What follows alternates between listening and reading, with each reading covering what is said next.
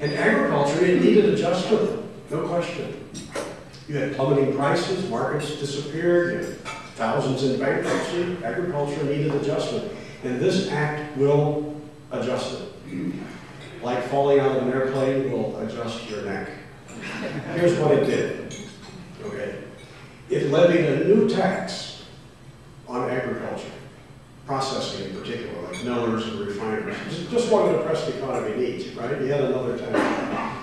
It levied a new tax on agriculture and used the revenue to supervise the destruction of perfectly good fields of corn, wheat, cotton, and other crops, and perfectly healthy cattle, sheep, and pigs. Secretary of Agriculture Henry Wallace, in one single order, ordered the destruction of 6 million baby pigs. You had a farmer who testified how difficult it was that after having trained his mules to walk between the rows, now under the AAA he had to teach them to trample the rows, and they just didn't want to do that. And every time I've thought of that since I first read it, I thought, what does that say about the relative intelligence of mules versus the politicians of the day? I mean, the mules had it right. They didn't want to stomp on this stuff. But the idea here was, well, we've got to get prices up, so let's lay waste to supply. And the result will be that farmers will get more for what's left. Of course, they have less to sell. And even if this had helped the farmers, it could have done so only at the expense of everybody else. Redistribution through destruction.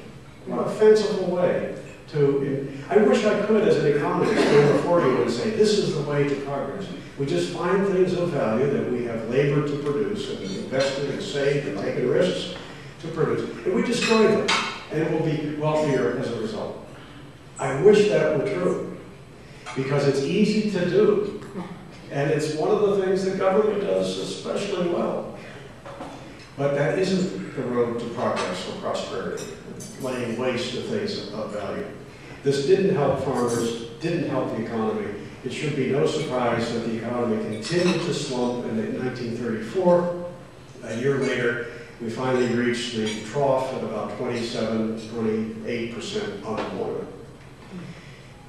Well, we get some relief from unexpected quarters by 1935, and the economy will start to show some signs of recovery. Unemployment will fall below 20% by 1936.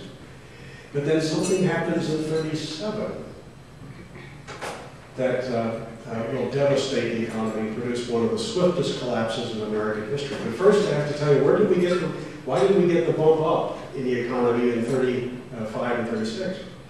Where did we get relief from the NIRA and the AAA? From the United States Supreme Court.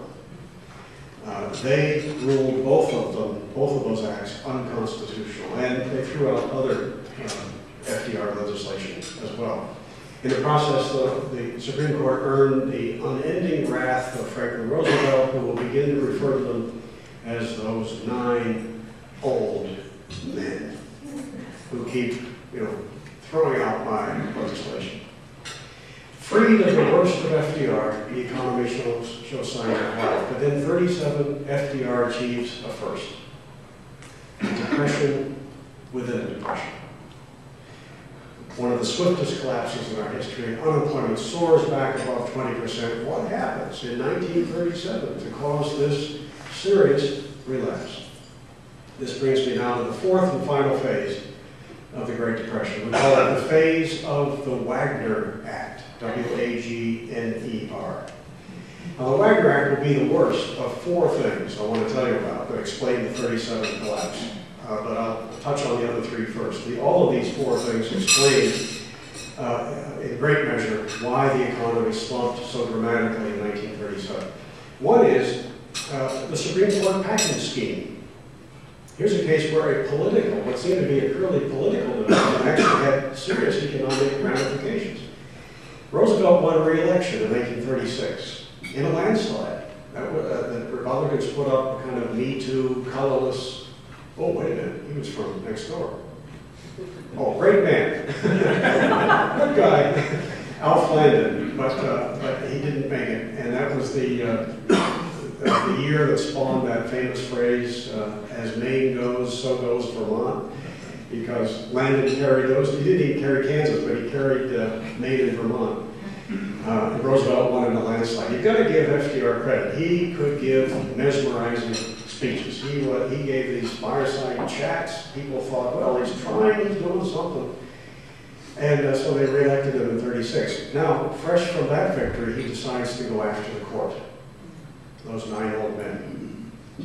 But he can't call for Congress to impeach them. They haven't done anything impeachable. They called the shots as they saw them. These 9 old men couldn't believe the stuff they were seeing. And said, this is not, it doesn't say this in the Constitution. You can't do this. So Roosevelt comes up with a scheme called the Supreme Court Packing Scheme that goes like this. He proposed that for every justice who reaches the age of 70 and who doesn't voluntarily retire, the president should get to appoint 1 new one. And if this had passed, he would have been able to immediately appoint 5 new justices to the court, effectively packing it with people who would support his way of thinking. This was debated for quite a few months in 1937. And as long as it hung over the economy, it was a factor in the collapse that year, because a lot of business people, those who had some money to invest, I know I would have done this if I'd been around back then. I would have said, hey, I'm going to wait and see how this turns out. Because if he packs the court, then all of that stuff that we got rid of is going to come back. I don't know if I want to put my money on the line if that happens. So it was a factor, but it was the first big battle that he lost in Congress. His own party deserted him on this, and they did not pass him, so that was a good outcome. At the same time that year, he called for a very substantial undistributed profits tax. You know, when a company makes profit, it can retain some of its earnings, that's undistributed profits, or it can distribute them to its shareholders or some mix of the two. And the retained earnings, the undistributed profits, are an important source of capital for growth and expansion. Well, Roosevelt, by 37, was coming under the influence of economists like John Maynard Keynes, who told him that the problem in the economy was not enough spending. And you have these businesses that are keeping too much of their earnings instead of divvying it up to the shareholders. And we need to do something to get them to give it out to the shareholders so they'll spend it. Ignoring the fact that retained earnings don't get stuffed in a mattress somewhere, they're spent too, but more often than not on capital goods and expansion of the business. But Roosevelt, in response to that thinking, proposed an undistributed profits tax of 85%.